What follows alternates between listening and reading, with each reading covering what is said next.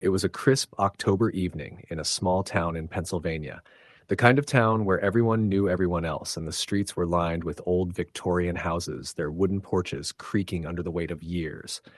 Halloween was always a big deal here, and this year was no exception. Children in homemade costumes ran from house to house, their laughter echoing off the old brick and clapboard houses. Jack-o'-lanterns glowed from every windowsill, their flickering candles casting long shadows that danced across the sidewalks. Among all the excitement, 17-year-old Emily Parker and her friends, Katie, Jordan, and Mike, were preparing for their own adventure, one that would lead them far beyond the simple thrill of candy and costumes. Emily's house sat on the outskirts of town, close to the edge of a dense wood that locals rarely ventured into, especially after dark. The stories about those woods were plentiful.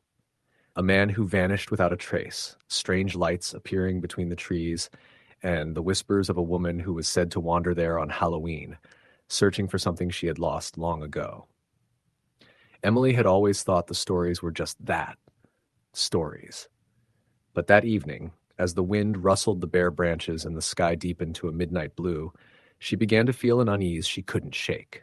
Her friends arrived just as she was finishing her costume, a simple ghost made from a white sheet with holes cut for eyes. Katie was dressed as a witch, Jordan as a skeleton, and Mike had insisted on a vampire costume, complete with fake fangs that looked almost real under the streetlights. They had a plan: to go trick-or-treating further than they ever had before, past the familiar neighborhood streets, and into the woods.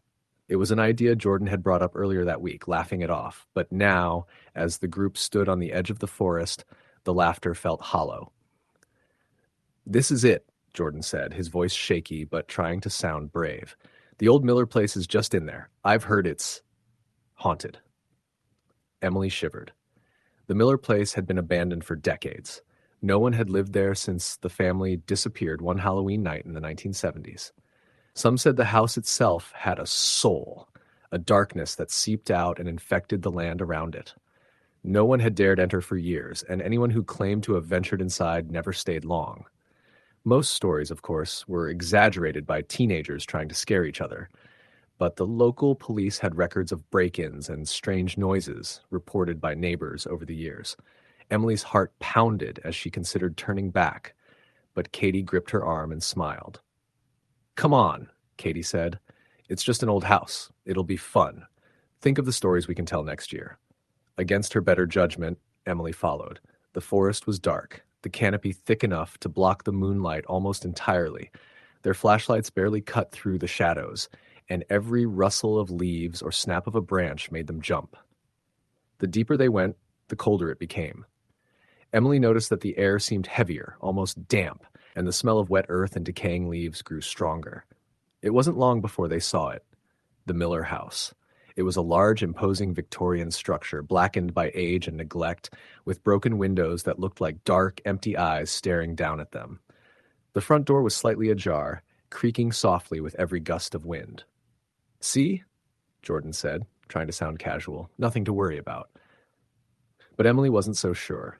There was something off about the house, something that went beyond the decay and the shadows. It felt alive, watching, waiting.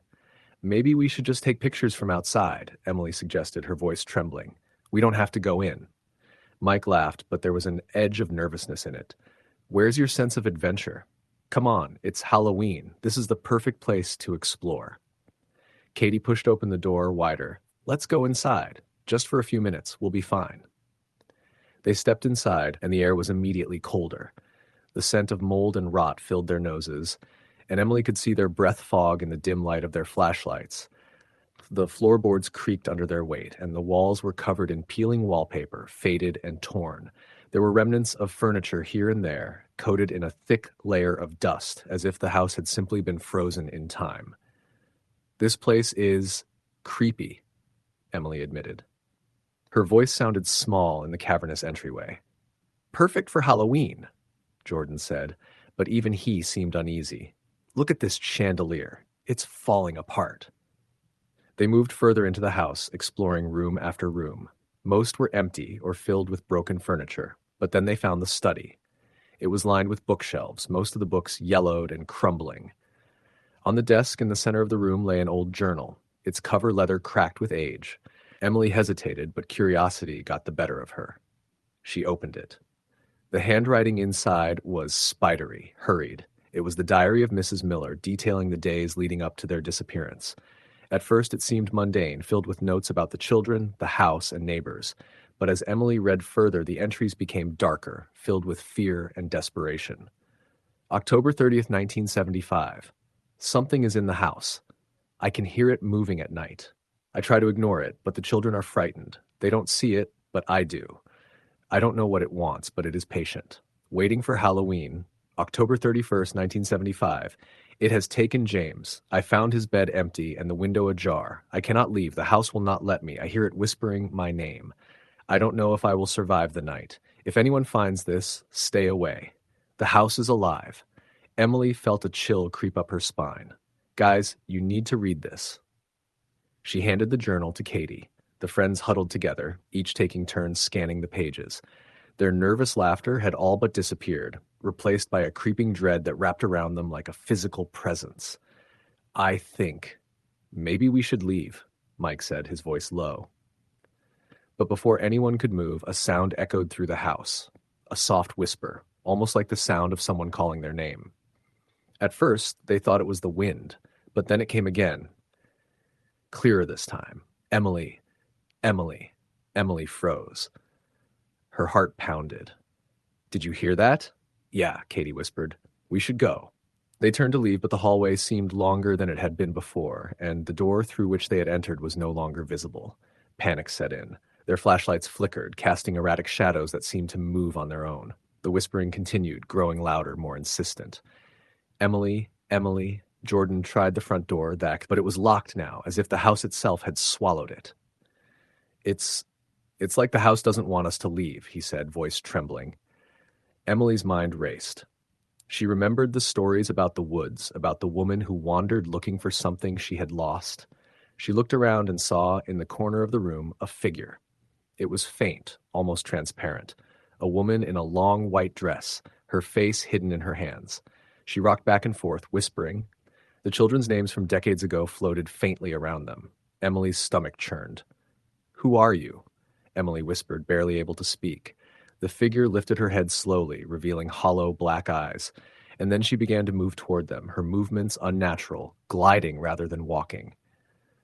The whispering became words, clear and piercing. You shouldn't be here. You shouldn't have come. Katie screamed. Mike and Jordan backed into each other, eyes wide, paralyzed with fear. Emily tried to run, but the floor seemed to stretch, pulling her back, slowing her down. The ghostly figure reached out with hands that were impossibly long and thin, and Emily felt an icy chill wrap around her chest. She gasped, struggling to pull away. Then suddenly, there was a loud crash. A window shattered behind them, letting in the night air. The figure recoiled, and the whispering stopped. They scrambled toward the broken window, diving out into the woods. The cold air hit them like a wall, and they ran without looking back, branches scratching their faces and clothes, the sound of the ghostly whisper still echoing in their minds. When they finally emerged from the trees and reached the safety of the streetlights, the house was gone, or at least it looked different. Quiet, lifeless, abandoned as if nothing had happened. But the feeling of being watched lingered, heavy and oppressive. The friends never spoke of that night again. Emily kept the journal hidden, refusing to show anyone. They all agreed silently to avoid the woods from then on. Halloween lost its magic for them. It became a day of tension, of unease. And every year, as the town lit up with jack-o'-lanterns and children ran through the streets, Emily would catch a shadow in the corner of her eye and hear a faint whisper that seemed to ride the wind. You shouldn't be here. Years later, Emily returned to that town as an adult. The Miller house had been torn down, replaced by a modern suburban home, but the woods were still there, dark and whispering. She walked past them one Halloween evening, just to see, and the feeling came back.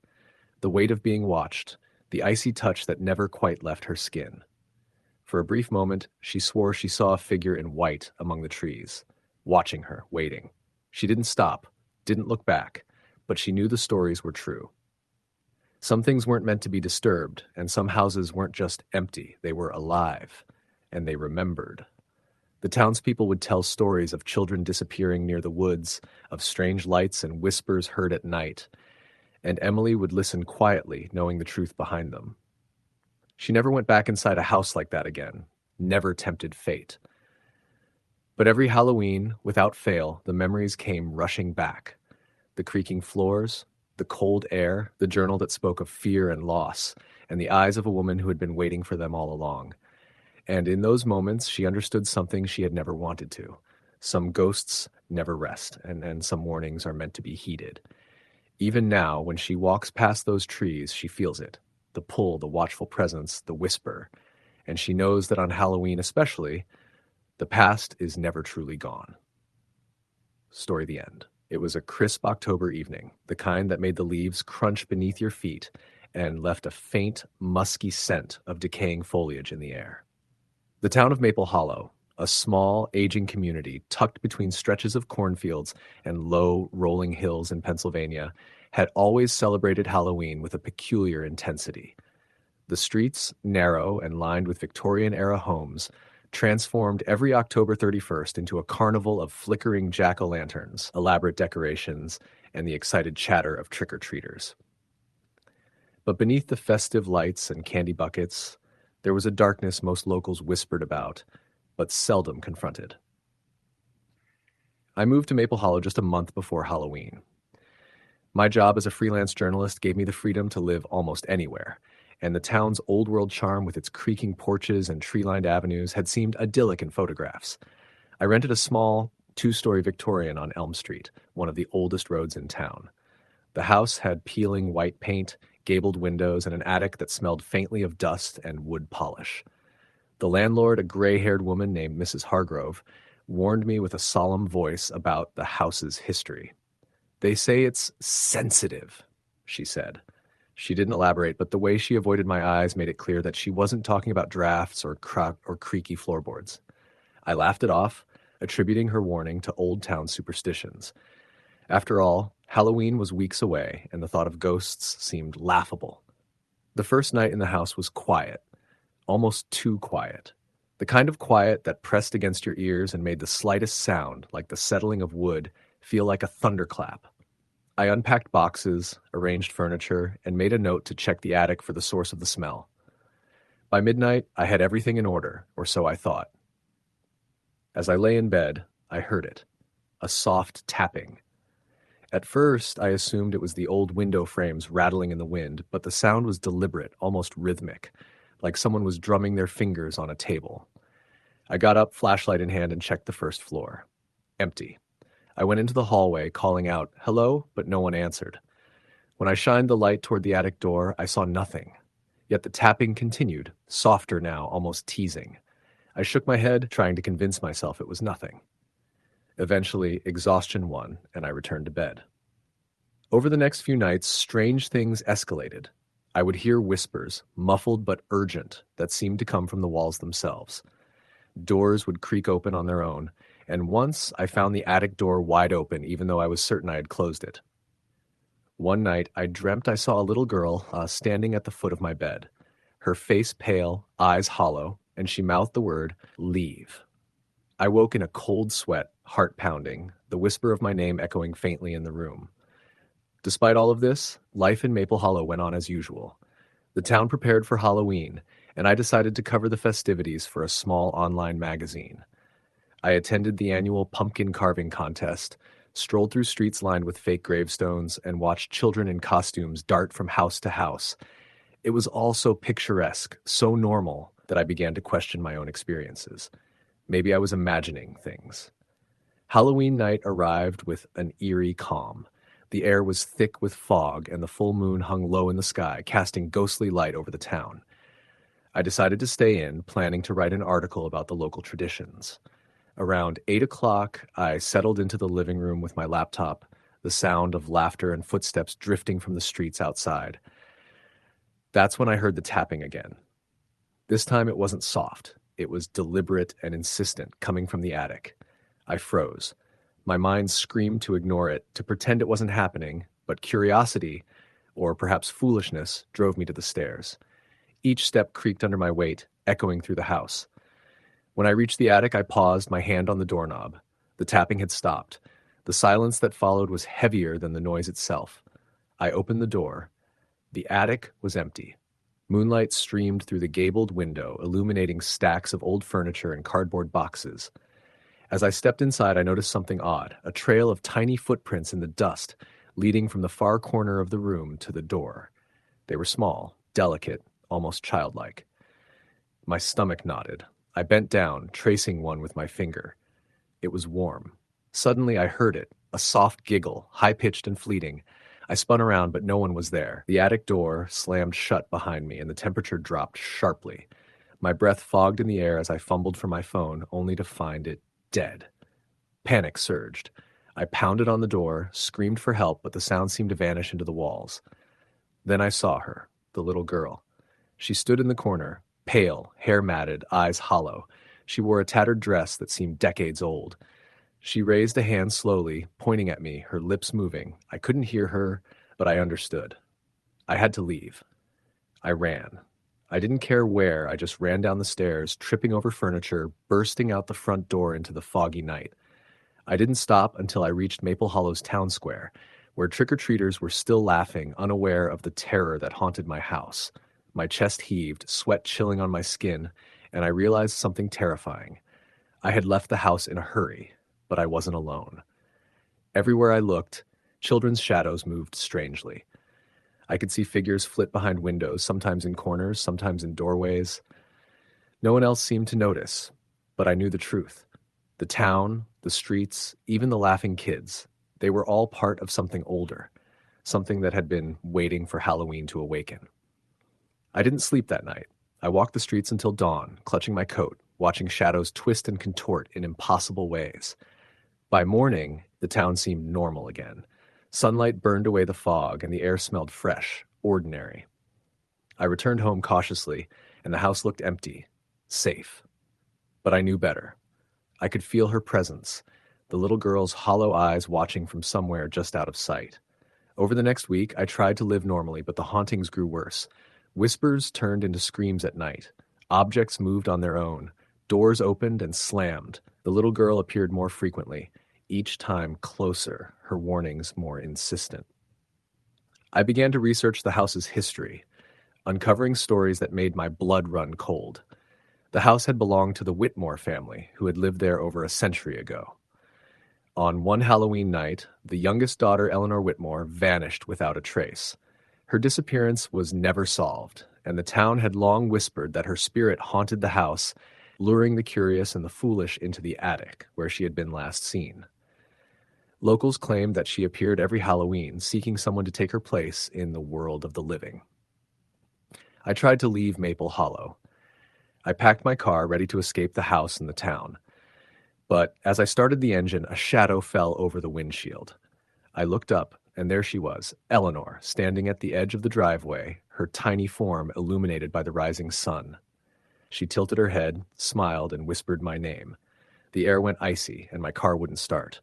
I had never felt fear like this, a paralyzing dread that seeped into my bones. I spent hours trying to leave, only to find that no matter which road I took, it led me back to Elm Street. The town seemed trapped in a loop, a waking nightmare.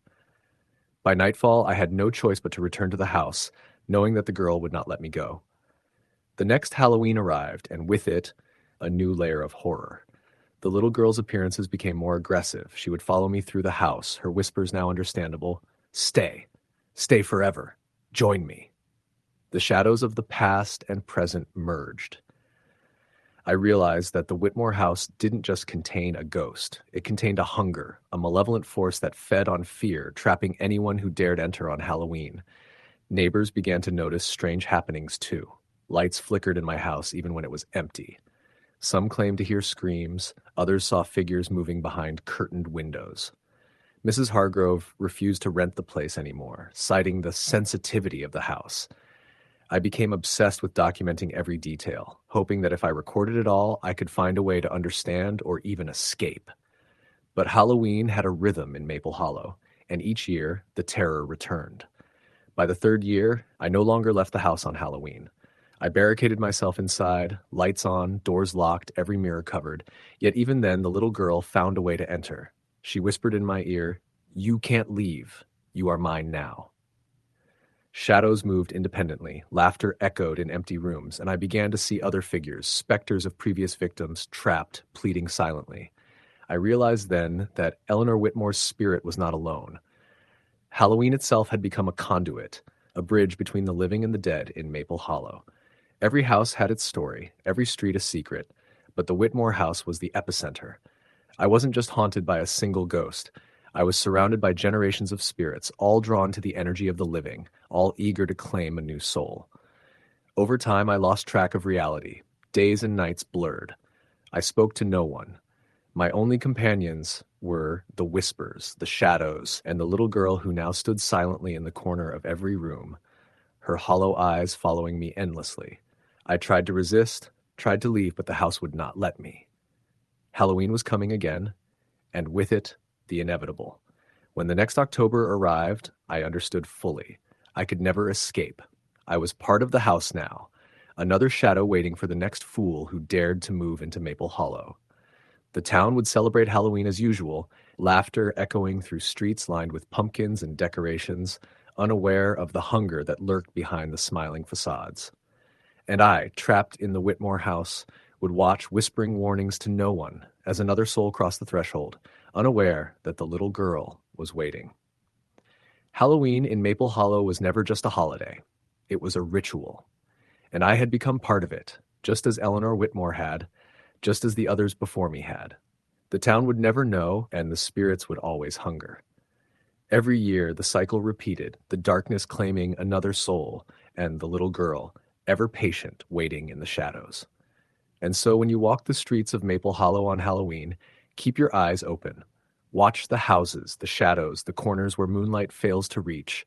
Listen for whispers carried on the wind, the soft patter of footsteps that are not your own. Some say it's just Halloween fun, tricks, and pranks. But if you see a little girl standing silently, her eyes hollow, staring at you from a darkened window, don't wave. Don't call out. And whatever you do, don't go inside. Because once you enter, you may never leave. I am still here. And so is she. Story the end. It was a crisp October evening in a small town in Pennsylvania. The kind of town where Halloween wasn't just a holiday, it was an event that people took seriously. Houses were draped with cobwebs, carved pumpkins glowed in nearly every window, and the scent of candle wax mixed with the faint decay of fallen leaves filled the air.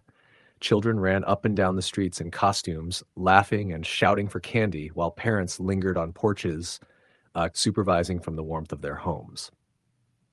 But behind the festive exterior, the town carried a reputation for strange occurrences, stories whispered among the older residents about disappearances, and a certain house on the outskirts of town that nobody dared approach after dusk. I had moved to this town a few months prior, looking for a quiet place to work on my writing. I rented a small apartment near the center of town, and though I'd heard the stories, I dismissed them as local superstition. That was until the Halloween of that year.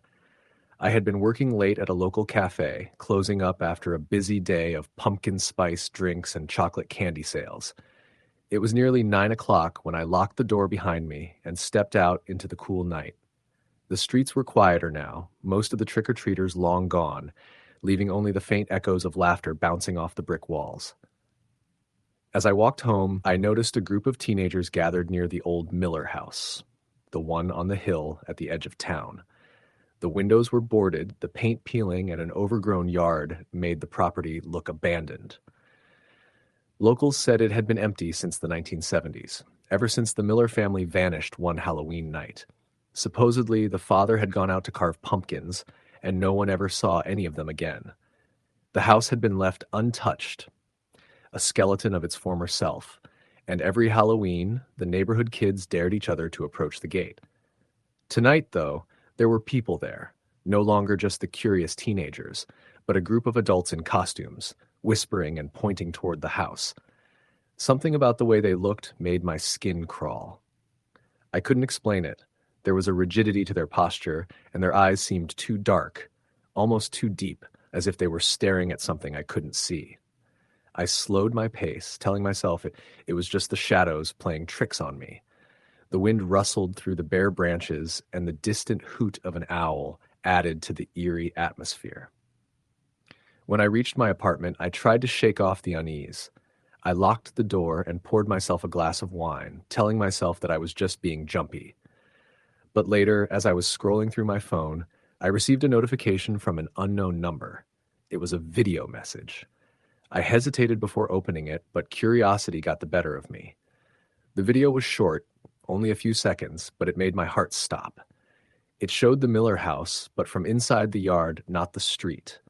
In the frame, the same group of adults I had seen were there, surrounding a small, flickering bonfire.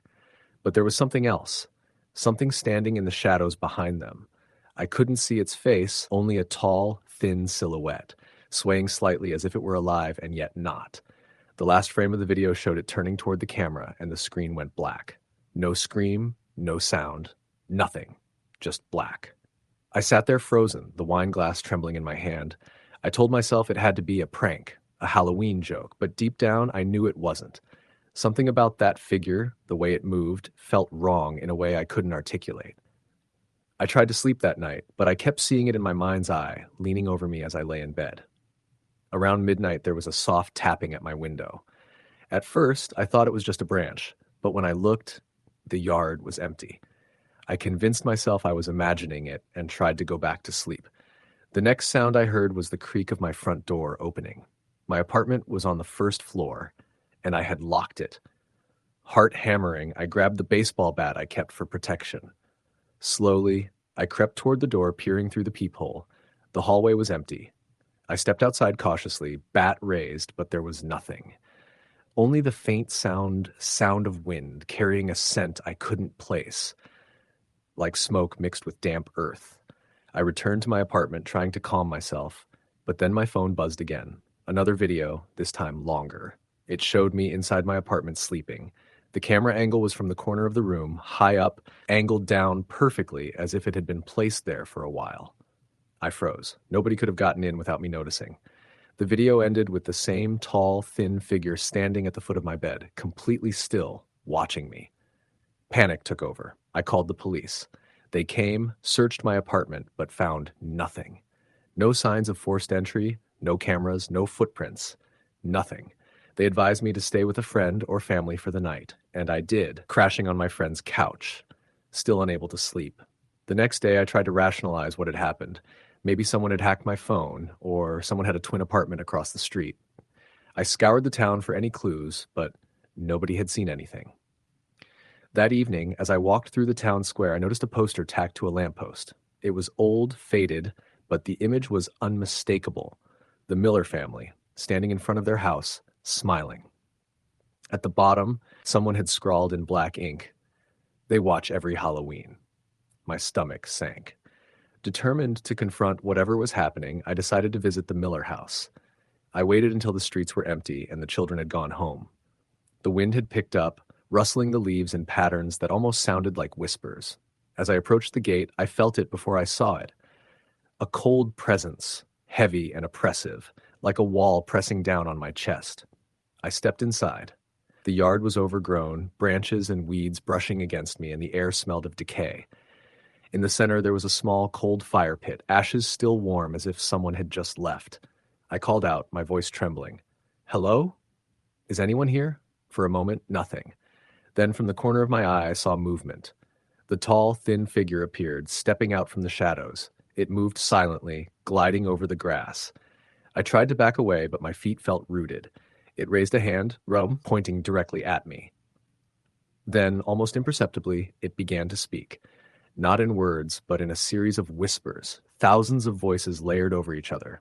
I couldn't understand, but I felt the meaning, warning, threat, hunger. I turned and ran, crashing through the weeds and out of the gate. When I looked back, the house was dark and empty, as if it had never been occupied. But as I ran back to my apartment, I realized something terrifying. Every Halloween, this house, and whatever was inside, awoke. It watched, it waited, and it remembered. That night, I didn't sleep. Every creak, every shadow seemed to echo the shape I had seen. and when the clock struck midnight, I heard the tapping at my window again. Only this time it was joined by a whisper, just faint enough to hear over my racing heartbeat. Next year. The following months were a blur. I avoided the Miller house, avoided going out after dark, and every Halloween the nightmares returned. More vivid, more tangible. I would wake in the middle of the night to the same tapping, the same whispering, and always a shadow in the corner of my room. People in town noticed my absence from the Halloween festivities, but I couldn't explain. If I spoke of it, I feared they would think I was insane, and maybe I was.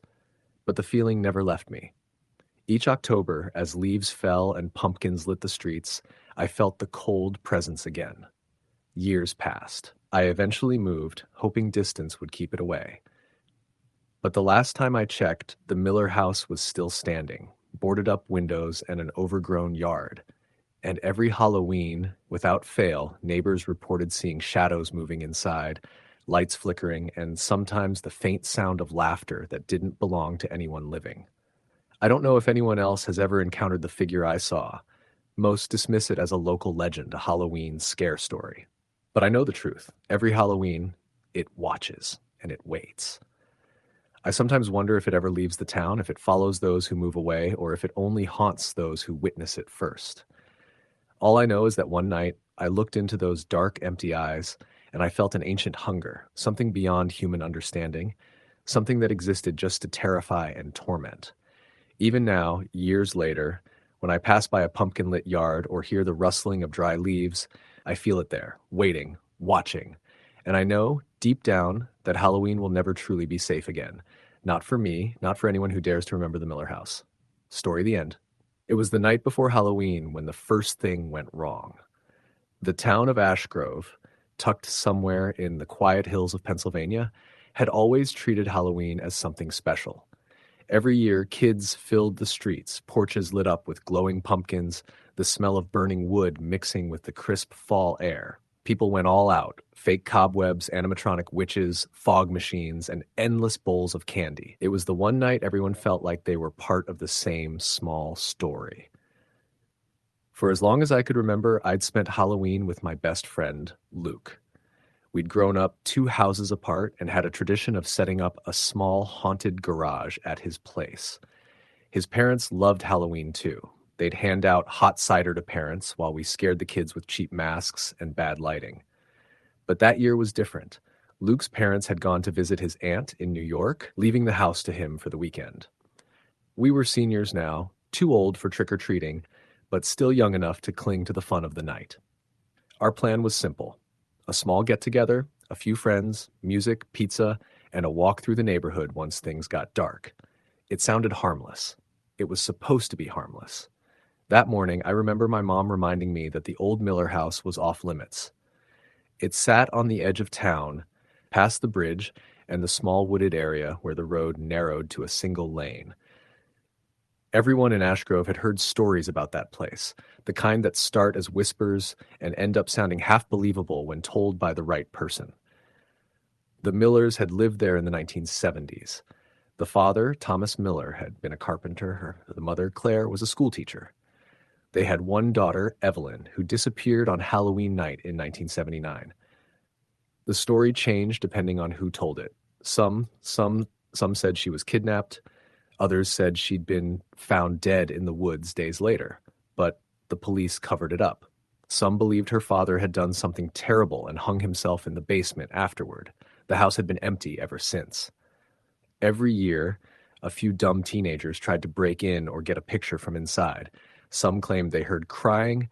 Others said lights flickered in the attic when they were nearby. Nobody had ever been caught, and nobody had ever really proved anything either. It was just one of those stories that seemed to live in the town itself. When I mentioned it to Luke that afternoon while we hung up fake cobwebs in his garage, he grinned in that way that told me he was already thinking about it. "You know," he said, "we could just go up there tonight, after everything dies down." I laughed, thinking he was joking. "You mean the Miller place? Yeah, right. You just want to get us arrested." He tossed a roll of duct tape toward me. "No one lives there, man.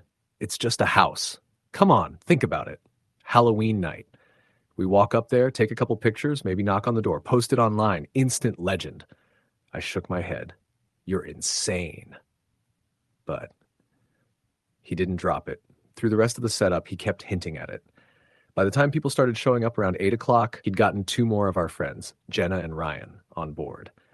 Jenna wasn't really the type to scare easily, and Ryan just liked anything that might end with a good story. The party was small but good. We had maybe a dozen people there, most from our class. There was music, strobe lights, and a fog machine we'd borrowed from the drama club. I remember how warm and bright it all felt. How safe. The smell of cider and cheap pizza filled the air, and someone had brought a speaker outside so you could hear laughter echoing down the street between the sounds of passing trick-or-treaters. It was around 11:30 when Luke came over with that look on his face again. "You ready?" I hesitated, half expecting him to forget the idea. "You're serious about this?" "Come on, man. It's Halloween. It's the one night we can do something actually cool. We'll just go up there, take a look around, and come back. 10 minutes tops." I didn't want to go. I remember that feeling clearly, the hesitation, the small knot of anxiety sitting somewhere in my chest. But I also didn't want to be the one who chickened out. So when Jenna and Ryan said they were in, I found myself nodding. We left around midnight. The town had quieted down, most porch lights dimming or turning off completely. The fog that had rolled in earlier that night was still clinging low to the ground. Every breath felt like smoke in the cold air. The streets were empty except for the rustling of leaves and the faint sound of a distant siren somewhere. The Miller house sat just outside of town, about a 15-minute walk once you crossed the old wooden bridge. We took the back way, cutting through the field behind the Petersons' farm to avoid the main road. I remember Ryan joking that it felt like the start of a horror movie. Jenna didn't laugh. The bridge was old, so old that the boards creaked loudly with each step. The sound echoed across the water, hollow and uneven. When we reached the other side, the road turned into cracked asphalt covered in fallen leaves. There were no streetlights out there, just the glow of our phone flashlights and the occasional sweep of moonlight through the trees. When we finally saw the house, it looked exactly like I'd imagined, and worse. The two-story structure leaned slightly to one side, the paint faded to a ghostly gray, with broken shutters hanging like crooked teeth around the windows. The porch railing was mostly gone, and one of the steps looked half rotten. Tall weeds had taken over the front yard. It was the kind of place that didn't just look abandoned, it looked forgotten. We stopped at the edge of the yard, staring at it. "All right," Luke said. "We just go up, take a few pictures, thought I'd maybe peek through the windows and go. Easy." Jenna crossed her arms. "If the floor caves in, I'm suing you." Ryan grinned. "If the floor caves in, you'll be a ghost too." We laughed quietly, but it didn't last long. The closer we got, the quieter everything around us became. Even the crickets seemed to stop. Luke went up first, stepping carefully onto the porch. The wood groaned under his weight. He turned back toward us, grinning. "See? Still standing." He reached for the doorknob and turned it. It didn't move. Then he pushed harder. Nothing. Finally, he leaned his shoulder into it, and the door gave a low creak before swinging inward an inch. The smell hit immediately, stale, musty, with a faint metallic edge. It smelled like time itself had been sitting there, collecting dust and rot. We stepped inside one by one, our phone flashlights cutting through the darkness. The floor was covered in debris, leaves, old papers, a fallen picture frame. The wallpaper peeled in long strips. A staircase stood to the right, its railing half broken. Ryan whispered, "Man, this place is straight out of a nightmare." Jenna was silent. She just kept her light on the ground, watching where she stepped. Luke led us into the living room. There was an old sofa, the fabric torn open, stuffing spilling out. A fireplace stood on the far wall, black with soot. Above it hung a cracked mirror that warped enough to distort our reflections. I could see the four of us in it, thin beams of light cutting across our faces. We stood there for a few seconds, just looking around. Then Luke said quietly, "They say the girl disappeared right from this room." I turned to him. "Don't start with that." "I'm serious," he said. "Supposedly she was sitting by the window when she just vanished. Her dad was working in the basement. Her mom was upstairs. No one ever heard a sound." "Sounds like small-town rumor crap," Ryan muttered. But then something happened. There was a sound from somewhere deeper in the house. A light thump, like something falling. We all froze. Probably a raccoon, Jenna said, though her voice wasn't steady. Yeah, Luke whispered. Let's make sure. He started toward the hallway that led toward the back of the house. I wanted to stop him, but I didn't. We followed, our flashlights moving across warped picture frames and faded floral wallpaper. At the end of the hall was a door, half open, leading to what looked like the kitchen. The sound came again, this time a faint scrape, like something being dragged across the floor. Luke pushed the door open. The kitchen was a mess of broken cabinets and overturned chairs.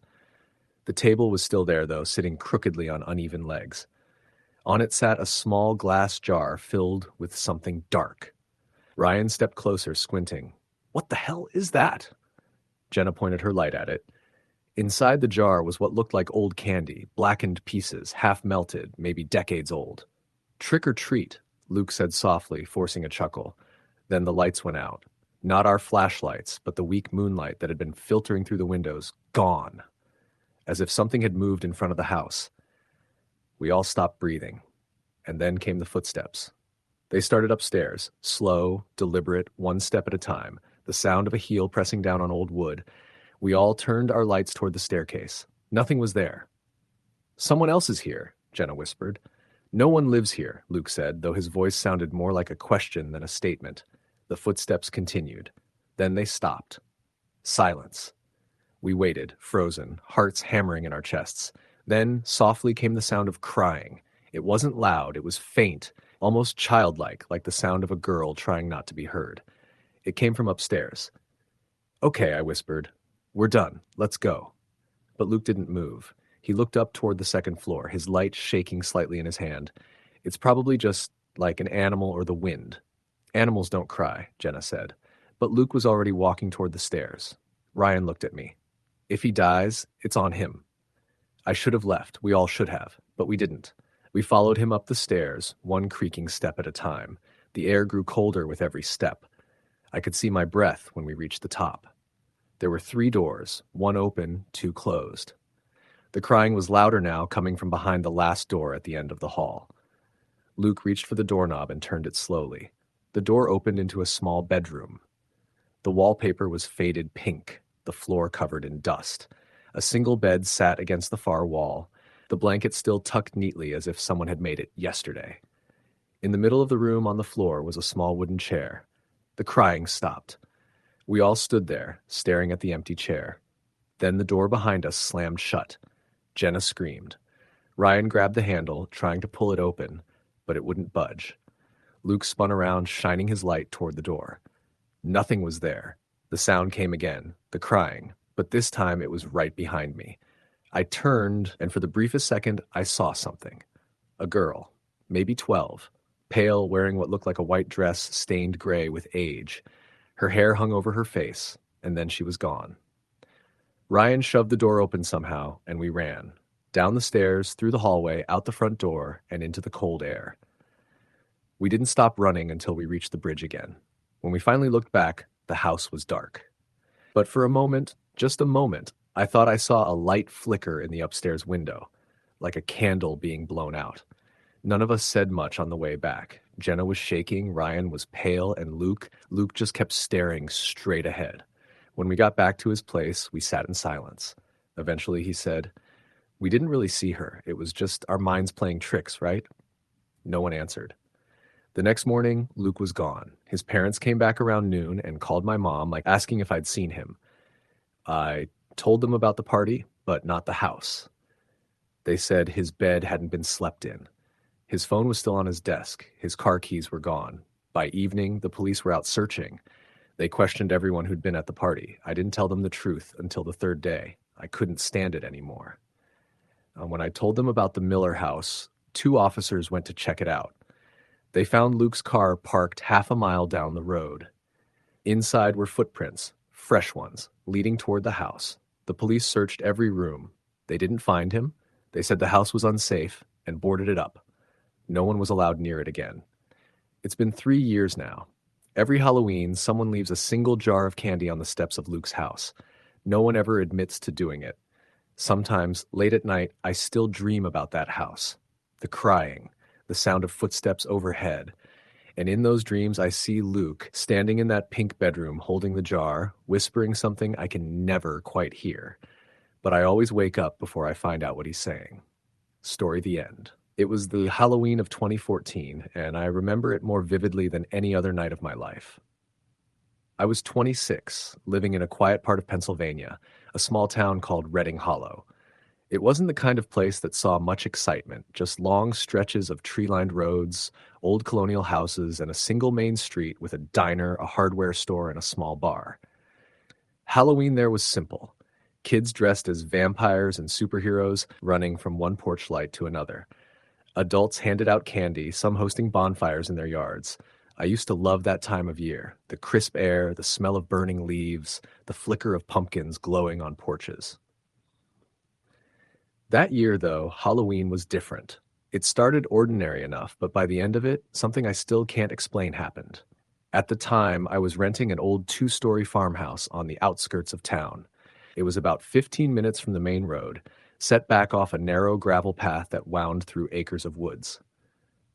The rent was cheap, too cheap, and that should have been a red flag, but I didn't question it.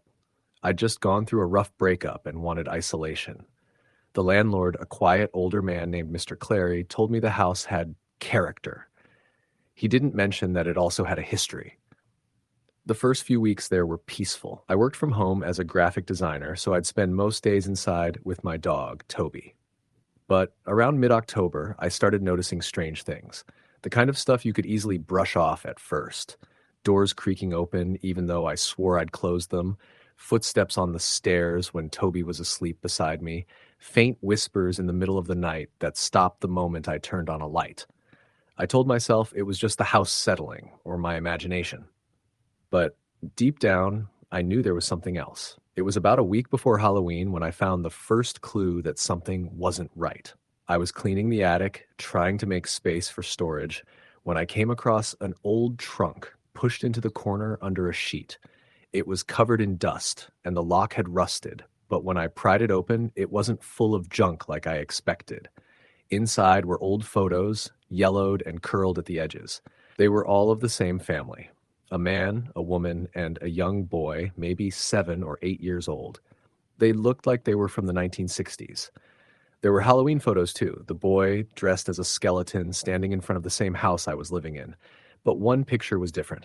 It showed the boy standing by the front window, his face pale, his eyes wide as if he were scared. Behind him, in the reflection of the glass, there was something else. A shadowy figure, tall, thin, wearing what looked like an old-fashioned mask.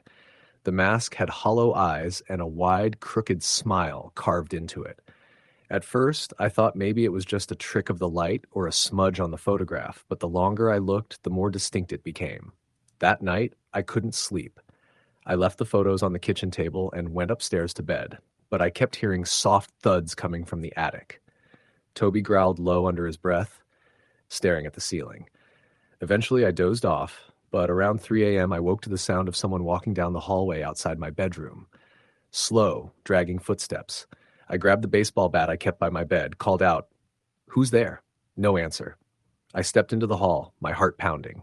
Nothing. Just silence. But as I turned to go back to bed, I noticed something on the floor. A small plastic candy pumpkin, the kind kids use to trick or treat. I didn't own one. Halloween night came a few days later.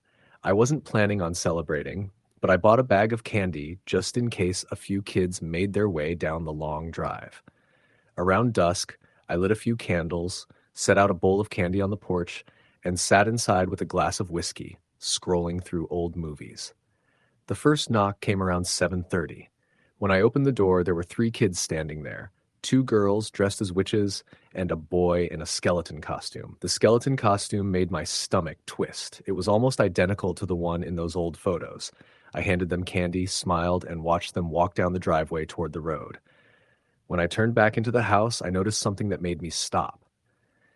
There, in the reflection of the front window, I saw movement, like someone standing behind me. But when I turned, there was no one. I tried to shake it off, told myself it was just nerves, the power of suggestion. But later that night, the unease grew stronger. Around 9, the wind picked up and the trees outside started rustling hard against the siding. The porch light flickered. Toby began barking at the window, his fur standing on end. I went to calm him down, but when I looked outside, I saw someone standing at the edge of the woods. It was a man, or at least it looked like one. He was tall, motionless, wearing a dark coat and something over his face. The porch light flickered again, and when it came back on, he was gone. I ran outside, yelling, "Hey, you need something?" But the yard was empty. The only sound was the wind and the leaves crunching under my boots. I went to the edge of the woods, shined my flashlight around, and saw footprints in the mud. Bare footprints, like someone had been walking without shoes. I didn't sleep that night. I locked every door and window, sat up on the couch with Toby beside me, like listening for any noise. Around 1 a.m., I heard a faint scraping sound coming from the porch. I crept toward the front window and looked out. Sitting on the porch steps was a small candy pumpkin, the same kind as before. Only this time it was filled with candy corn.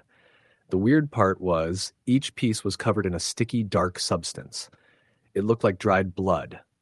The next morning, I called Mr. Clary, my landlord, and asked him if anything strange had ever happened in the house. There was a long silence on the other end before he finally said, "You found the photos, didn't you?" I told him I had. He sighed. I should have gotten rid of them. The family that used to live there, the Grants, they had a son named Oliver. Halloween was his favorite holiday, but in 1968, something happened. He went missing that night. They found his candy bucket near the woods, but they never found him. A year later, his mother, well, she couldn't handle it. She hanged herself in the attic. People said the father lost his mind after that, swore he saw Oliver standing in the yard every Halloween night. I felt my stomach twist. "And the man in the woods?" I asked. Mr. Clary hesitated.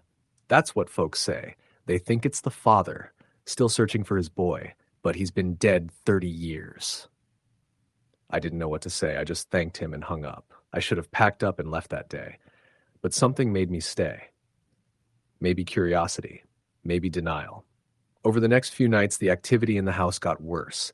Lights flickered constantly. I'd hear someone whisper my name from empty rooms.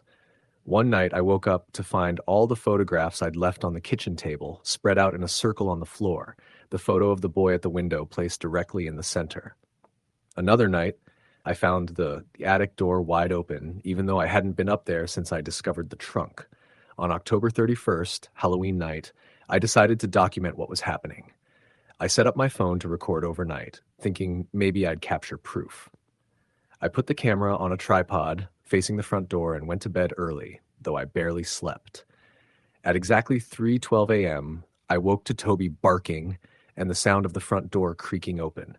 I jumped out of bed, grabbed the bat, and ran downstairs. The door was wide open, swaying in the wind. Cold air rushed in. I stepped outside, shining my flashlight across the yard, and froze. There at the edge of the woods was a small figure. A child. He was wearing that same skeleton costume from the photos, standing perfectly still. In his hand was a plastic candy pumpkin. When my flashlight beam landed on him, he slowly turned his head toward me. His face was pale, almost gray, and his eyes were completely black. I couldn't move. The boy raised his hand and pointed toward the house. Then, just as suddenly, he turned and ran into the woods. I ran after him, shouting, "Wait!" The trees were thick, branches clawing at my arms. I kept hearing his footsteps ahead, crunching through leaves. Then they stopped. I found the candy pumpkin sitting at the base of an old oak tree.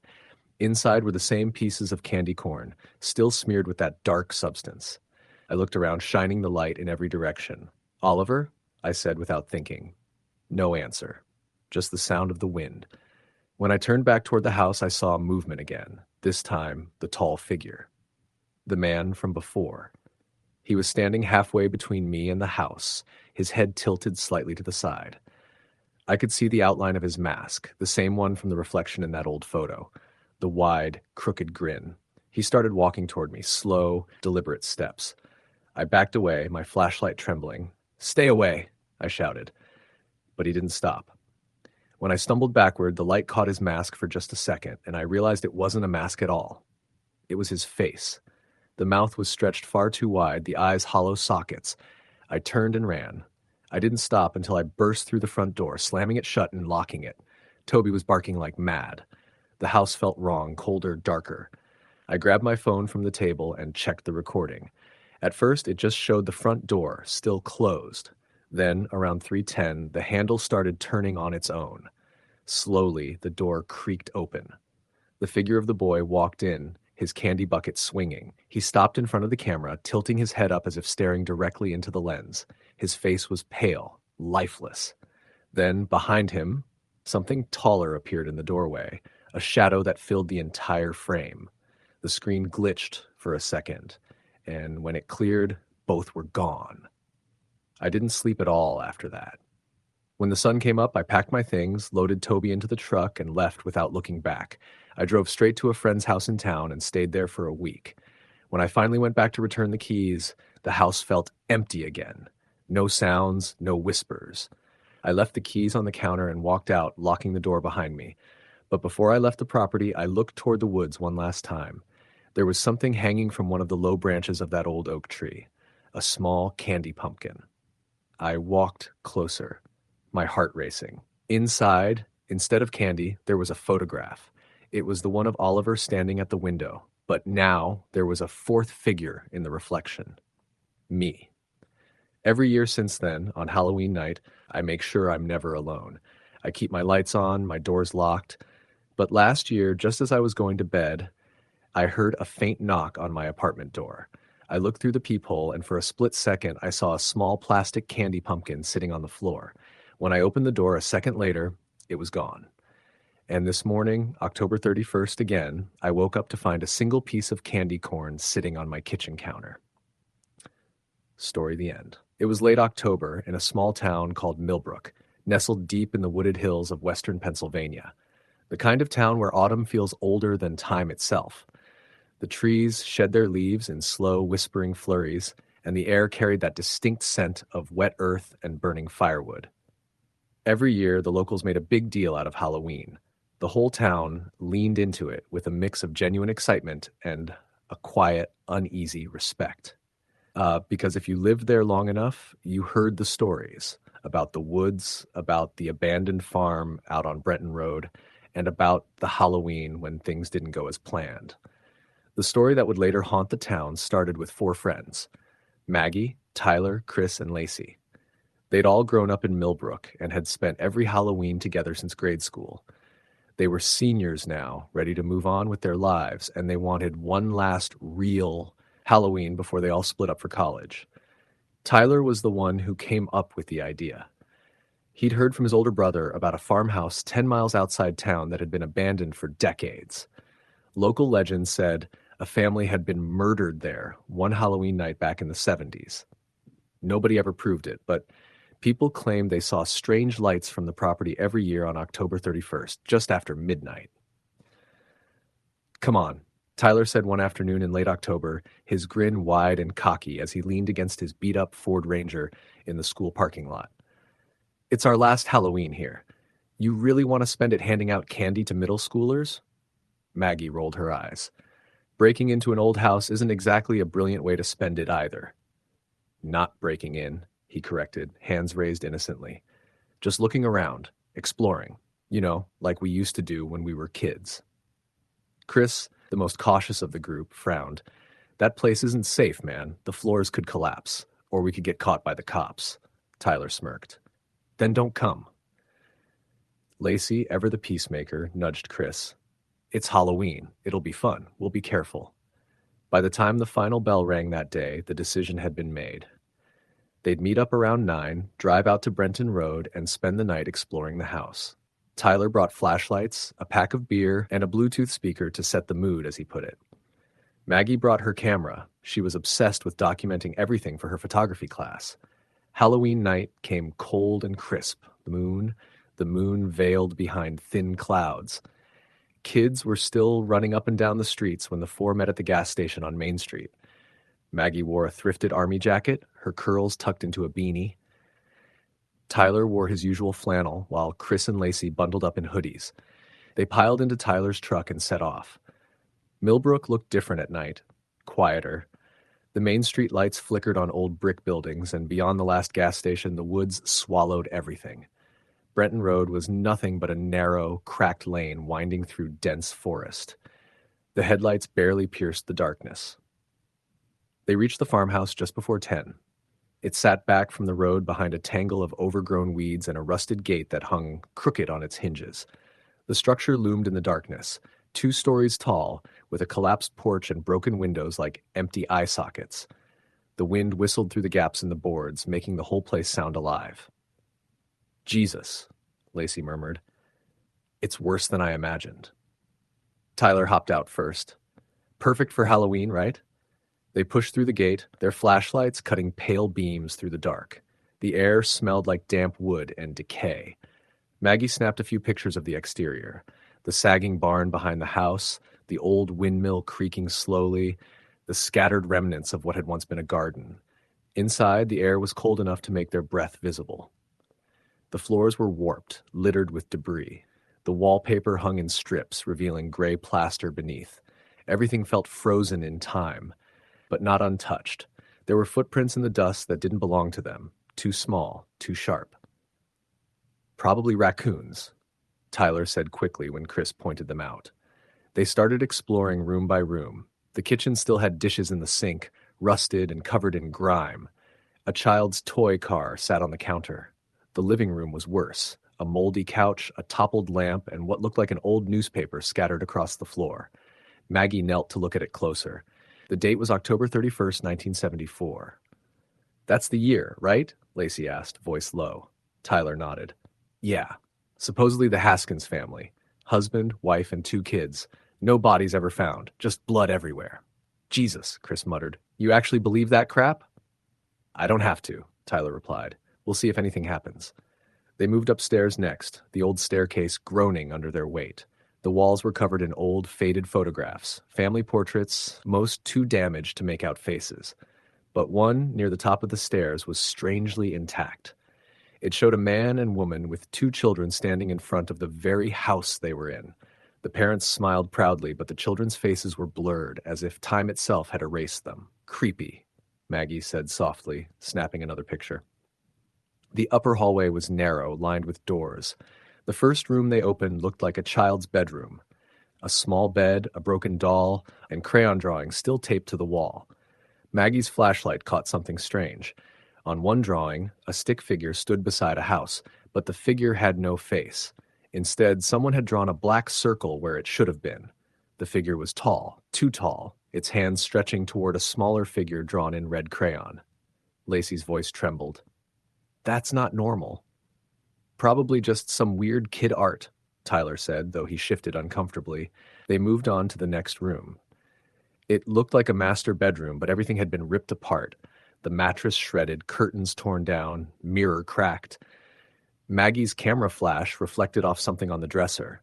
It was a set of old house keys and a small photograph. When she picked it up, she saw that it was another family picture, but this time only the 2 kids were visible. The parents were missing entirely, their outlines faintly visible as pale silhouettes. "Tyler," she said, holding it up. "You see this?" Before he could answer, a sound echoed through the house, a faint creak from downstairs. They all froze. "Probably the wind," Tyler muttered, but no one believed it. The noise came again, louder this time. "Maybe someone else came out here," Chris whispered. "We should go."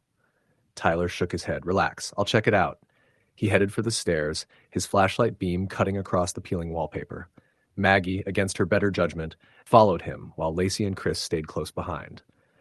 When they reached the bottom, the living room was empty, but something was different. The toy car that had been on the counter now sat in the middle of the floor. Tyler frowned, scanning the room. "Okay, someone's screwing with us." They searched the lower floor again. Nothing. No footprints in the dust except their own, but the air felt heavier now, almost charged. Maggie swore she heard faint whispering coming from the kitchen, but when she turned, no one was there. "Did you hear that?" she asked. "Hear what?" Lacey replied nervously. Maggie shook her head. "Never mind." Tyler laughed, trying to ease the tension. "You guys are spooking yourselves." He plopped down on the dusty couch, opened a beer, and turned on his speaker. A distorted rock song filled the air, echoing through the hollow house. But within minutes, the speaker started glitching. The song slowed, then warped into static before cutting out completely. Tyler smacked it a few times. Damn thing's dead. Battery's fine, Chris said. It's like it just shut off. Then came the knock. 3 distinct knocks from upstairs. They all froze, staring at the ceiling. Tell me that was you, Lacey whispered. Tyler grabbed his flashlight and started for the stairs again, though his usual bravado seemed to fade. Maggie tried to stop him. Don't. Let's just leave. It's not funny anymore. But Tyler didn't listen. He climbed halfway up the stairs before stopping. There's someone up there, he said quietly. What? Chris called out. Tyler didn't move. His flashlight beam trembled slightly, reflecting off something at the end of the hall, a shadow that didn't belong to any of them. It was shaped like a person, tall and motionless. Then the light flickered, and the shadow was gone. Tyler? Maggie whispered. He didn't answer. He backed down the steps slowly, his face pale. We're leaving, he said, voice tight. No one argued. They grabbed their things and bolted for the front door. But when Tyler pulled at the knob, it didn't budge. It's jammed, he said, yanking harder. Move. Chris shoved him aside and tried himself, but it was locked from the inside. None of the windows would open either. They were sealed as if by something unseen. Maggie's camera flashed again, unintentionally this time, triggered by her shaking hands, and in that brief burst of light, they saw it.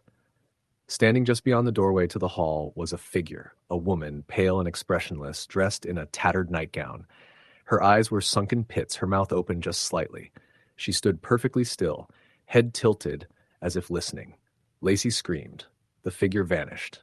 They ran.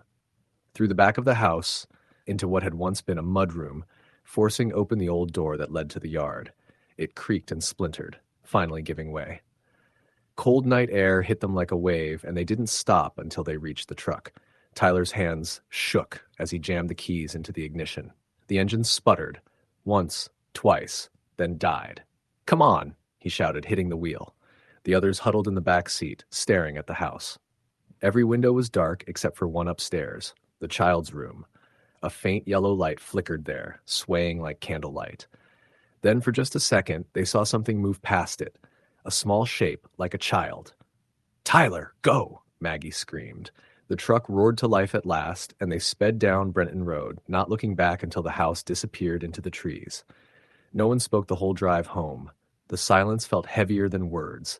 When they reached town, Tyler dropped everyone off without saying goodbye. Maggie barely slept that night.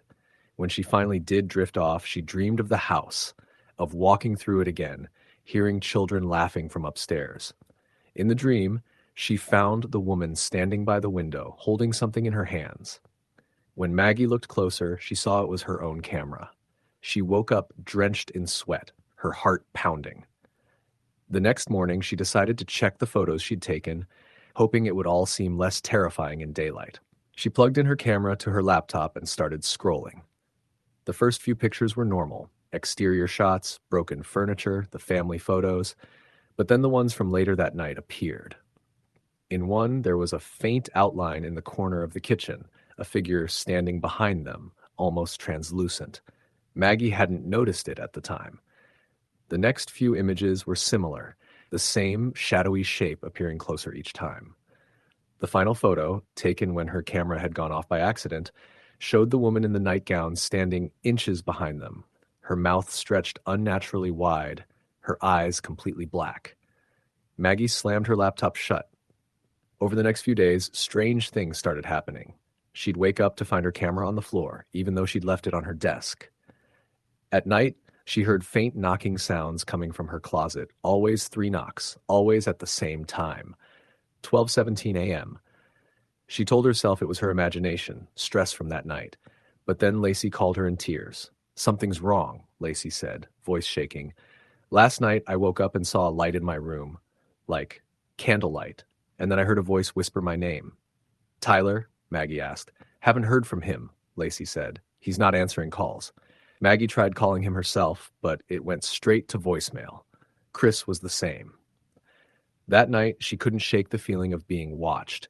Every creak in her house made her flinch. When she finally managed to sleep, she dreamed again, this time of standing in the farmhouse doorway, calling out to her friends. One by one, they turned to look at her, their eyes completely black. She woke to the sound of 3 knocks. This time, it wasn't the closet. It was coming from her front door. When she opened it, no one was there, just the cold wind and a small object on the porch, a toy car. She stared at it, unable to breathe. It was identical to the one from the farmhouse. The next morning, she drove to Tyler's house. His truck was parked in the driveway, but his front door was ajar. Inside, the place was a mess: beer cans, clothes, and overturned furniture. She called his name, but there was no answer. Then she saw the walls. In black marker, scrawled over and over, were the words, "She's coming." Maggie ran. She drove straight to Lacey's, only to find police cars outside. An officer stopped her at the door, saying Lacey had been found dead in her room that morning. No signs of forced entry, no wounds. She just stopped breathing. Maggie couldn't process it. She went home and locked every door, every window.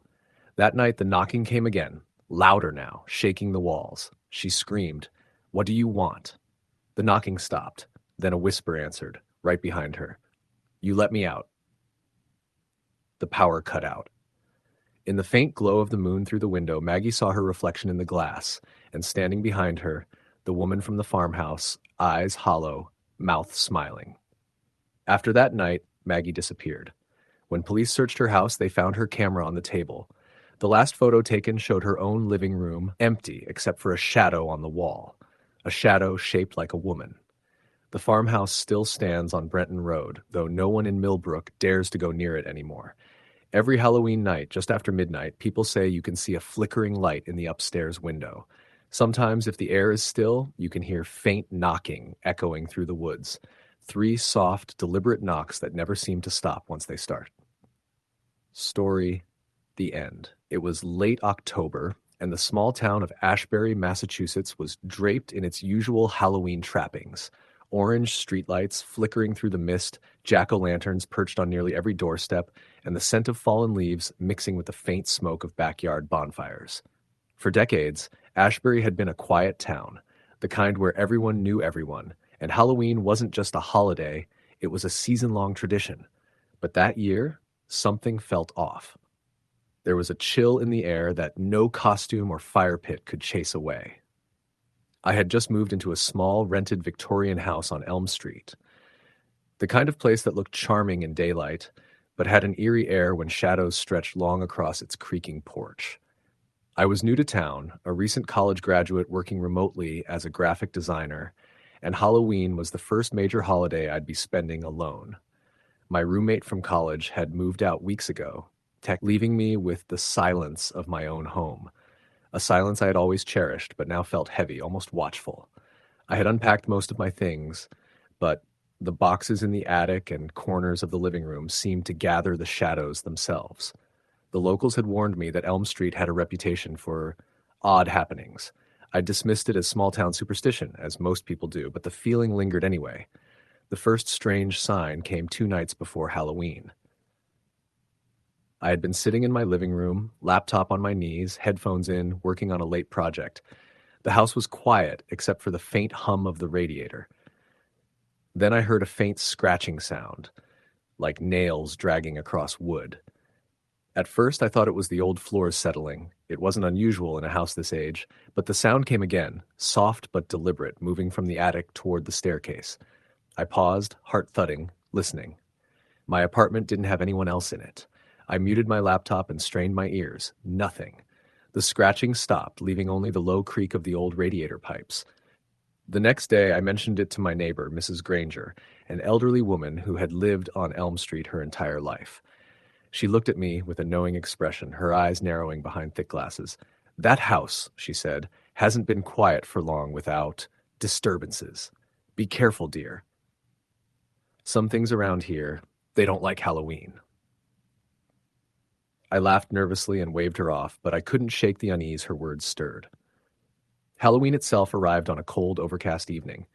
I had planned to go out to a small-town party at the community center, but as I was getting ready, I noticed my front door, locked, of course, had a strange faint smudge, almost like a handprint.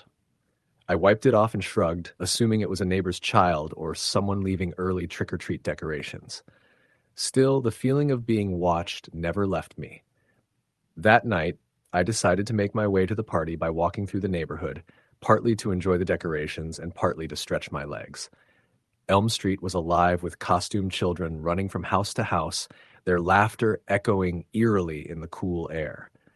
I passed familiar landmarks, the old church, the cemetery tucked behind it, and finally my friend's house where the party was being held. But then I noticed a figure at the end of my street, standing perfectly still under a flickering lamppost. At first, I thought it was a neighbor's child waiting for friends, but as I got closer, the figure didn't move and its outline seemed wrong. Too tall, too rigid, and its head tilted slightly to the side, unnaturally. When I blinked, it was gone. I shook it off as nerves and hurried to the party. The party was crowded, filled with laughter, music, and the smell of cider and candy. I tried to enjoy myself, chatting with some locals I had met over the week. Yet, there was a tension in the air I couldn't place. Around midnight, I decided to leave early, not wanting to walk back alone in the dark. When I stepped outside, the streets were empty. The children had gone home, and the fog had rolled in thicker, curling around the lamppost like fingers. As I walked, I thought I heard footsteps behind me. They weren't matching my pace, more like slow, deliberate steps. I turned quickly, but no one was there. The streetlights flickered, and I caught a glimpse of a shadow crossing in front of my eyes, just at the edge of the fog. I tried to rationalize it. Maybe a cat, maybe someone playing a prank, but the instinctual dread in my chest was undeniable. Halfway home, I passed the Elm Street Cemetery, its iron gate slightly ajar despite the late hour. I felt compelled to glance inside. Tombstones jutted out from the fog like jagged teeth, and in the dim light, I swore I saw a figure move between them, watching me. Its movements were jerky, unnatural. I froze, trying to convince myself it was a trick of the mist and shadow. Then a whisper carried over the fog, soft, almost like someone calling my name. I spun around, but again, nothing. Heart racing, I turned back and quickened my pace toward my house. When I reached my front door, it was slightly open. I knew I had locked it. Panic surged through me, and I fumbled with the keys, my hands trembling. As I stepped inside, the door clicked shut behind me, and the silence of my house was oppressive. I tried to brush it off, telling myself it was probably a prankster or a trick of the wind. But as I went to check the living room, I found all the lights flickering, dimming and brightening as if someone or something was controlling them. The scratching sound returned, louder this time, coming from the attic. I grabbed a flashlight and hesitated at the base of the stairs. The air grew colder with each step, my breath forming faint clouds in the beam of light. The scratching continued, followed now by a low, almost guttural whispering. "Get out! Get out!" it seemed to hiss. I froze, heart hammering in my chest. My logical brain screamed that it was impossible, that it had to be the wind, an animal, or my own imagination. Yet every instinct told me that something was in that attic, watching. I gathered every ounce of courage I had and crept up the stairs. The attic door was slightly ajar. I pushed it open slowly, and the beam of my flashlight fell upon nothing, just the empty, dust-laden space of the attic. But then I noticed something. In the center of the floor, there were faint, muddy footprints, leading from the small window to the corner where the old chest sat. I hadn't seen anyone enter, yet the prints were fresh. My heart pounded. I stepped back, and the whispering rose, echoing now from all corners of the attic. "Leave, leave. Halloween belongs to us." I bolted down the stairs and grabbed my coat, intent on leaving the house. As I reached the front door, I caught sight of the living room window from the corner of my eye. A face pressed against the glass, pale, hollow-eyed, with a mouth stretched unnaturally wide in a silent scream. I ran, fumbling with my keys, slamming the door behind me as I left. I didn't stop running until I reached my car, parked a block away. Hands shaking, I locked the doors and sat inside, trying to convince myself I was hallucinating. I turned the key, and the engine wouldn't start. I tried again and again until I finally glanced in the rearview mirror. The figure from the cemetery stood on the sidewalk behind me, too tall, too thin, its head tilted at the same impossible angle. And then, just as suddenly as it had appeared, it was gone. I didn't sleep that night.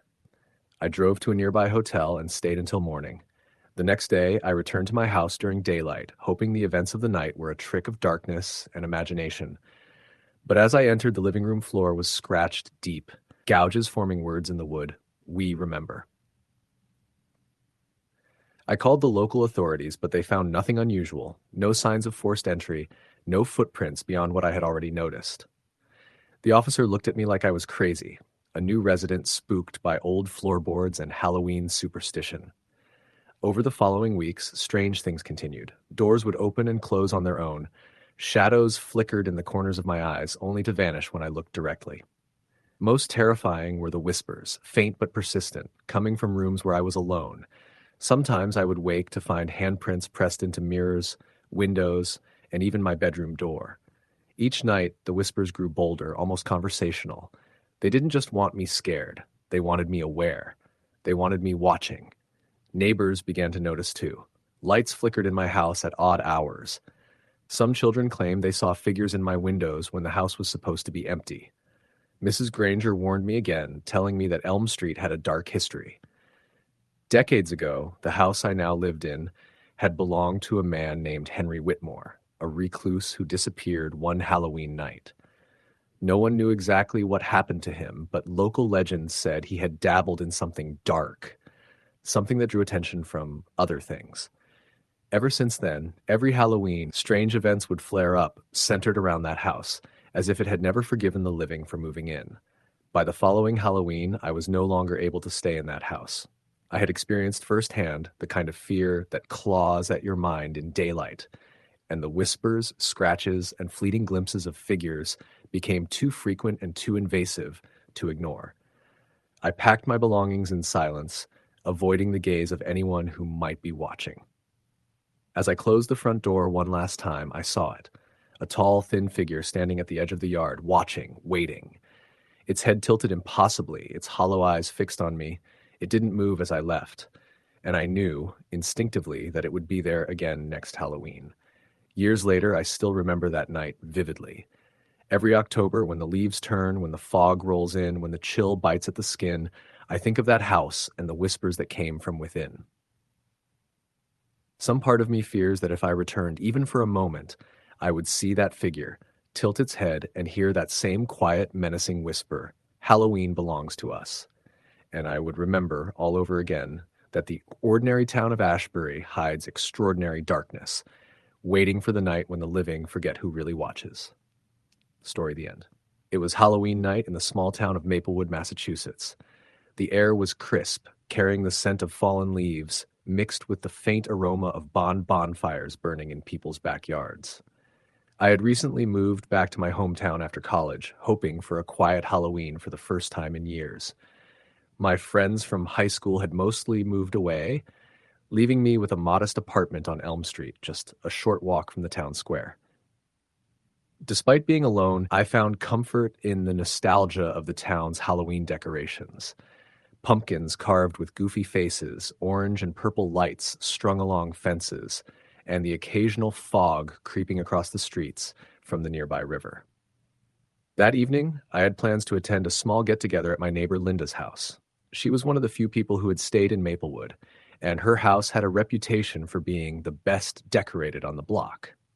I grabbed my coat and my simple costume, a black hoodie, jeans, and a mask shaped like a skull, and stepped out into the chilly night. The streets were quiet, only a few children running from house to house with their candy bags swinging. It felt almost surreal how calm everything seemed, especially for Halloween night. As I walked down Elm Street, I noticed a peculiar old house at the end of the block that I had always passed but never really paid attention to. It was a large Victorian-style home with peeling paint and boarded-up windows. The yard was overgrown with weeds, and a rusted swing creaked in the wind. But what caught my attention was the faint glow of a candle flickering in one of the second-floor windows. It seemed odd, almost impossible, considering the house had been abandoned for years. A chill ran down my spine, but I shook it off, attributing it to the autumn wind. Curiosity lingered, though, and I found myself glancing back at the house as I continued down the street. At Linda's house, the party was small but lively. A few neighbors were gathered, drinking cider and sharing stories. We sat in the living room, laughing about old high school memories. Around 9 o'clock, a few more people trickled in, and the conversation inevitably turned to local legends and ghost stories, a tradition in Maplewood that had been passed down for generations. I listened politely, though I didn't usually get scared easily. There were tales of haunted barns, restless spirits in the woods, and even a story about a man who supposedly disappeared from Maplewood decades ago, his ghost said to roam the streets on Halloween. Around 11, the party started to wind down. Most people were heading home, leaving only a handful of us behind. I decided to take a walk to clear my head before calling it a night. Linda warned me to be careful, reminding me of the old house at the end of Elm and how people said it was haunted. I laughed it off, saying I was just going for a short walk. But deep down, that house had been on my mind since I saw the candle earlier. The streets were empty as I walked back toward Elm Street. The Halloween decorations cast eerie shadows, and the wind whistled through the bare trees. When I reached the old house, I noticed that the candle in the second-floor window was gone. In its place was a faint, grayish silhouette, almost human in shape, standing motionless. My heart skipped a beat, and I stopped in my tracks. It felt like the air had grown heavier, and the world around me had gone silent. I considered running, but something, a morbid curiosity, kept me rooted to the spot. I approached cautiously, keeping to the sidewalk as I got closer. The silhouette disappeared the moment I reached the base of the house, leaving only darkness in the window. I peered inside through the gaps in the boarded-up windows, but could see nothing. The house was old and decayed, and I expected to see cobwebs and dust, maybe broken furniture. But it was unnaturally clean, almost pristine, and that unnerved me. It didn't feel like a house that had been abandoned for decades. I shook my head and decided to leave, telling myself I was imagining things. As I turned to walk away, I heard a faint tapping sound behind me, like fingernails on glass. I froze and slowly looked back. There was nothing at the window, nothing visible at all. The wind seemed to have picked up, rattling the old boards. I quickened my pace, telling myself it was just the house settling. But when I glanced back again, I saw it, a figure standing in the doorway of the house. At first, I thought it was a person, but as my eyes adjusted to the dim light, I realized there was something wrong. It was pale, almost translucent, and its head was tilted at an unnatural angle. Its eyes, hollow and black, seemed to bore into me. I stumbled backward, my heart racing, and the figure vanished as quickly as it appeared. I ran the rest of the way home, my mind racing with disbelief. When I reached my apartment, I locked the door and sat down, trying to calm myself. I poured a glass of water and forced myself to think logically. Maybe it was a prank, someone in costume trying to scare people. Or maybe the isolation of living alone had made me imagine things. But deep down, I knew what I saw was real. Or at least, it felt real. I tried to sleep that night, but I couldn't shake the image of the figure. Around 2 a.m, I woke to a strange sound, the soft creak of footsteps on my balcony. My apartment was on the second floor, and the balcony door was locked, but the sound continued. Heart pounding, I grabbed a flashlight and approached the door. The balcony was empty, but on the railing was a small, carved pumpkin I hadn't seen before. Its candle flickered weakly, casting grotesque shadows across the walls. I picked it up, and as I did, I felt a cold gust of air brush past me, like someone or something had walked right by. The next day, I tried to put the experience out of my mind. I went about my errands, telling myself it was just Halloween pranks and the wind playing tricks. But every so often, I caught glimpses of the figure in reflective surfaces, store windows, car mirrors, even the screen of my phone. Each time, it was just a flash, gone before I could focus. Friends at work laughed when I mentioned it, saying I was letting the Halloween spirit get to me. I wanted to believe them, but the fear was gnawing at me. Over the next week, the sightings became more frequent. I started noticing things moving in my apartment when I wasn't there. Small objects out of place, doors left slightly ajar, whispers in the corner of my ear that stopped when I turned around. It escalated on the following Saturday night when I decided to check on the old house again. I couldn't explain why I was drawn to it, but something inside me demanded it. As I approached, the front door creaked open slowly, though no one was visible. The candlelight flickered inside, and the air felt suffocating. I stepped onto the porch, and the floorboards groaned beneath me. Inside, the house was as clean as it had appeared before, almost sterile. I moved cautiously, exploring the dark rooms. The faint outline of furniture suggested a family had lived here once, though there were no personal items, no photos, no toys, nothing. I felt a sudden chill and heard a soft voice whisper, "Get out!" I spun around, flashlight trembling in my hand, but there was no one.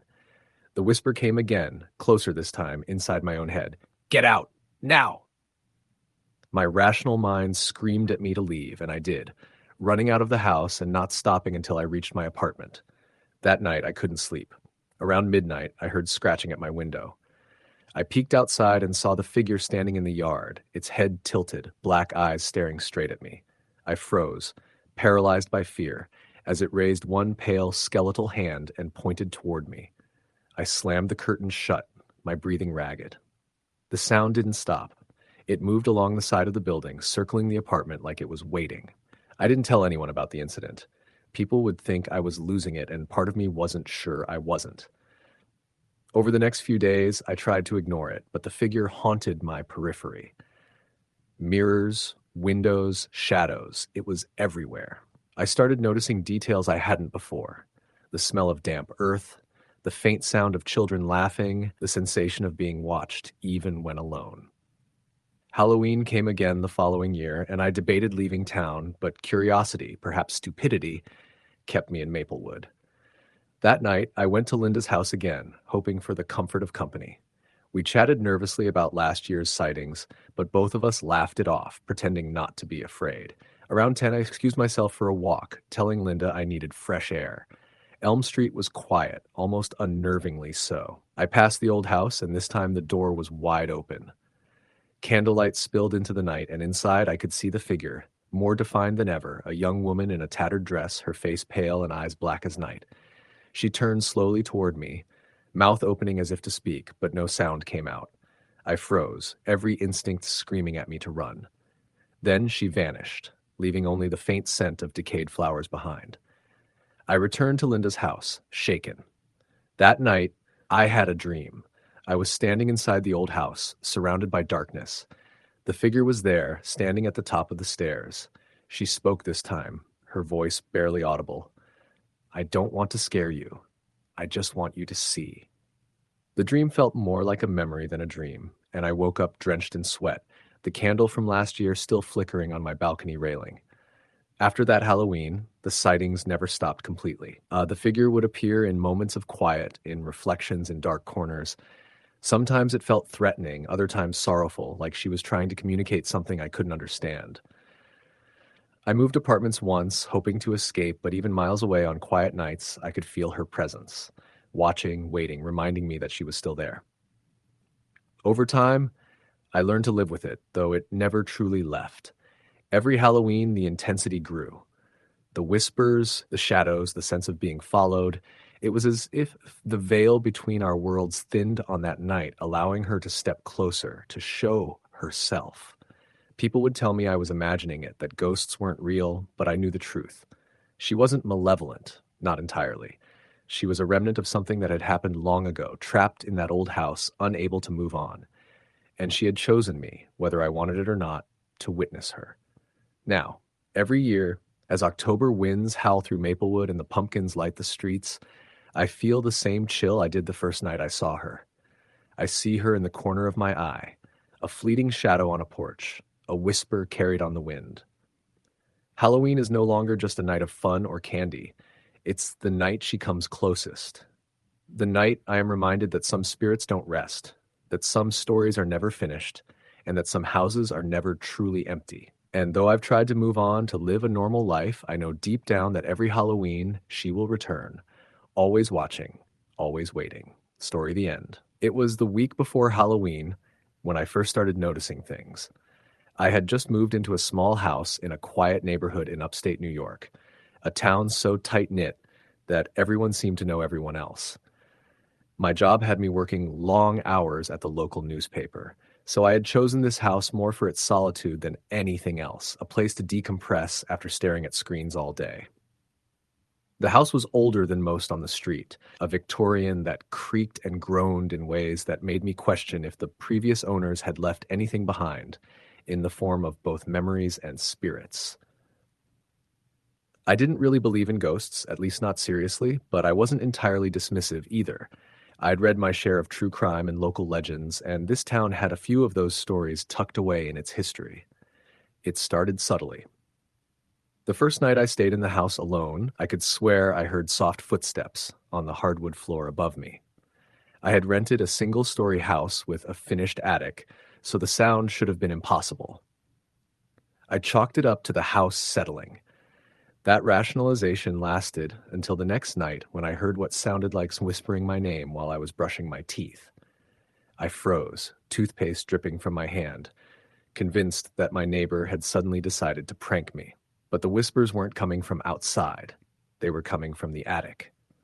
I decided to ignore it, telling myself it was stress from the move. Halloween was approaching, and the town was already gearing up with decorations, jack-o'-lanterns lining every porch, and fake cobwebs draped over trees. The spirit of the season seemed innocent enough, a time for kids in costumes to run around with buckets of candy. Still, there was an undertone of something older in this place, something that wasn't entirely part of the celebration. I started noticing the oddities more frequently. Doors that were closed in the morning would be open when I returned home. Lights would flicker at random. The first time I actually felt someone watching me, I was in the living room on a Friday night, staring at the newsfeed on my laptop. The hair on the back of my neck stood up, and I turned slowly to see a shadow at the top of the staircase. It wasn't solid, not like a person. It was more like a smudge in the corner of my eye. But it made my blood run cold. I snapped a photo with my phone, and the shadow disappeared in the image.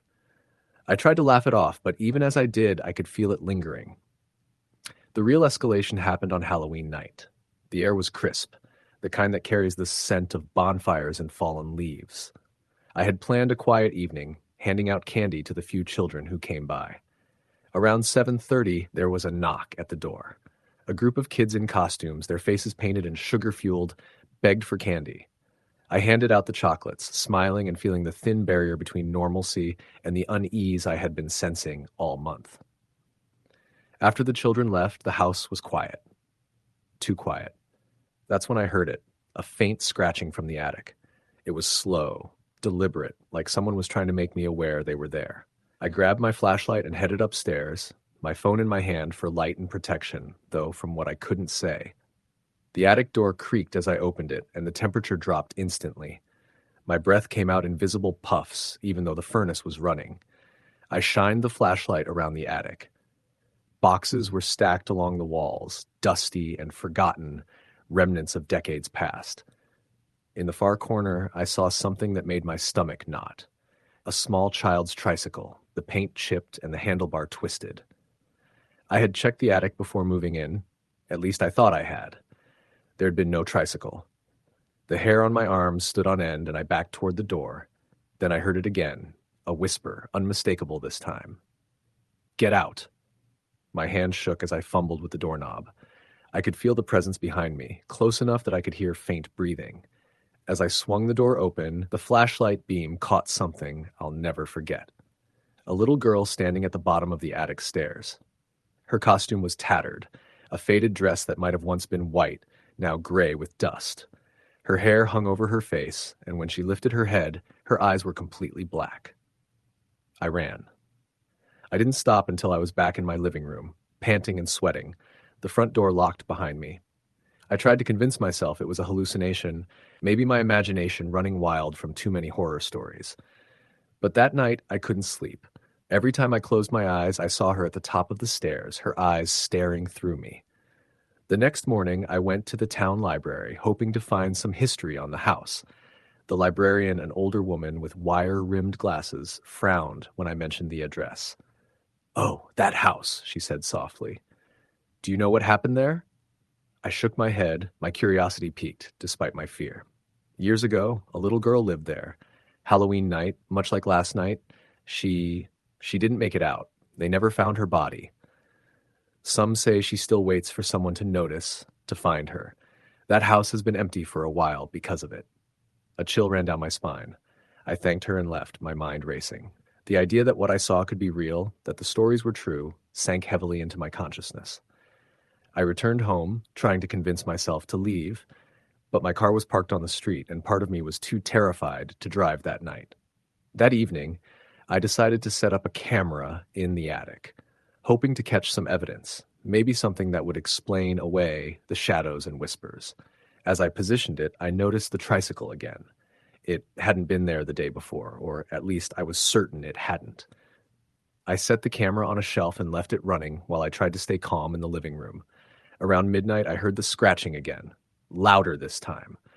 I ran upstairs, flashlight in hand, but froze when I saw the tricycle moving on its own, slowly rocking back and forth. Then I saw her, standing by the far wall, staring at me, black eyes wide and unblinking. She spoke, her voice barely more than a whisper. "Help me." I don't remember running down the stairs. I just know I ended up outside, the autumn wind biting at my face. The next morning, I retrieved the camera and, hesitantly, played back the footage. My blood ran cold. The tricycle rocked on its own, then slowly a shadow emerged from the corner. At first, it was indistinct, but as the footage continued, the shadow took shape. A little girl appeared, standing in the attic, staring directly at the camera with those black, empty eyes. And then, just before the footage ended, she smiled. I left the house that day. I rented a storage unit for my belongings, packed up the essentials, and didn't look back. The neighborhood felt different as I drove away, heavy with something unseen. I found a small apartment across town, much safer, much less isolated. But even there, the memories haunted me. On the night before Halloween, I dreamt of her again, standing in my bedroom, whispering my name, the tricycle beside her. When I woke up, the dream felt too real. I could still see her eyes, black and empty, staring at me. I never went back to that house. Years later, I heard the story again, this time in a local news article. The house had been sold, someone new moving in. But the new owners reported strange things almost immediately. Footsteps, whispers, objects moving on their own. The tricycle had reappeared. They moved out within a week. I realized then that some spirits aren't bound by logic or reason, and some places aren't meant to be lived in, especially on Halloween. The little girl, whoever she was still waiting, still watching, and she would continue to do so every year, every Halloween, for anyone who dared to step into that house. Even now, I avoid that street entirely. Halloween carries a different weight for me than it does for most people. Children dress up and laugh, pumpkins glow, and the town celebrates. But in the quiet moments, when the wind rustles the leaves just so, I can almost hear a whisper calling my name, reminding me that some stories are far from over. The thing about ghosts I've learned is that they are patient. They linger where they're meant to, and they wait. And some, like the little girl in the Victorian house, will wait forever for someone to acknowledge them. I've lived with that knowledge for years now, and every Halloween, I can't help but think of her, waiting in the dark attic, rocking her tricycle and watching the street from the shadows. Story the end.